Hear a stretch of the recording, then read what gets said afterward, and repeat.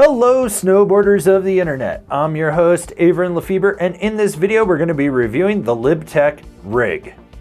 This board features Libtech's C3 camber profile, which is flat into a camber section with a slight dip between the bindings. That slight dip is going to help give it more torsional flex as well as better optimal float if you're back foot heavy, but you're still going to get all that pop, load, snap, and drive from the C3 camber section underfoot. This board's available in 153, 156, 159, and 160 wide. I rode this board at Arapahoe Basin on what can best be described as a great day in the Pacific Northwest. You had heavy wet snow, fog, possibly some rain, I'm not really sure. It might have just been very wet snow, chop chunder, a little bit of ice, creamy groomers, chunky groomers, chundery groomers, and heavy pow. And I rode it with my Rome Black Label bindings and my K2 Thraxis boots. Alright, so this board comes in at around or just a hair past middle of the road. You do get a softer nose, and then it stiffens up from inside and under the insert pack back to right in front of the rear insert pack, and then it gets even stiffer back through the tail. The torsional flex is noticeable but not overly abundant. This board is smooth and stable for the most part, except in the nose. That gets a little chattery, and if you slam into anything hard, you're probably going to get bucked around or get kicked.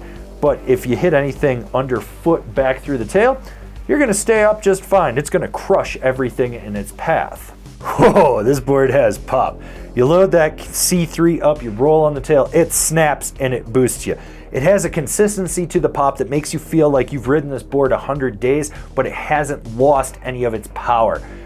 You can boost on this thing. Send that side hit, launch that cat track gap, ollie over that family of fat skiers having a reunion in the middle of the trail. It doesn't matter. You're going to be able to boost with this thing. So with the tail, it's high-speed wheelie season. The nice thing is that if you really sink the tail, you can leverage that flex point right inside it to raise the front up and help you with that butter. But it's a high-speed wheelie. Now, if you're gonna do anything on the nose, you're popping a big 180, you gotta leverage your weight way outside that insert pack and really press into it, and it's gonna fight you the whole time. It's gonna wanna pop out. So speed and power are your friend here. This board has a quick edge initiation outside the front foot, but it really steers under the front foot. So when you guide it from the outside and then you drive it underneath, you're going to be able to get it locked in, and then all the power comes from the center back through the tail. This is a board that you can really lay it over and get a ton of power out of your carves. That magnet traction grips on firmer, icier conditions. You feel it set in, but it's not so overwhelming that you feel you're locked in for good. You can disengage it when you absolutely need to or want to. This board can turn. Short, tight, quick carves, medium, mellow carves, long, hard, drawn out carves. So who is this board for? The frothiest of powder goblins, someone that wants to charge when they can, but doesn't want a board that's gonna hold them back on deep powder days. This is a quintessential, just free ride charging deck that can do it all and does not suck. So overall, this board surprised me with its flex. It was actually softer than I thought it was going to be, which isn't a bad thing. It makes this board far more approachable. You can be a little more laid back with it than you think. What's nice is the flex points. I really enjoy that one in front of the rear foot. That really helps elevate the rest of the board when you're sinking that tail and you're riding fresh pow. Overall, this board just feels like a deck you've ridden 100 days. You know you can get on it, you know how it's gonna perform, and you don't have to worry about it. Comparable boards, the Ride Deep Fake, the Jones Flagship, the K2 Passport.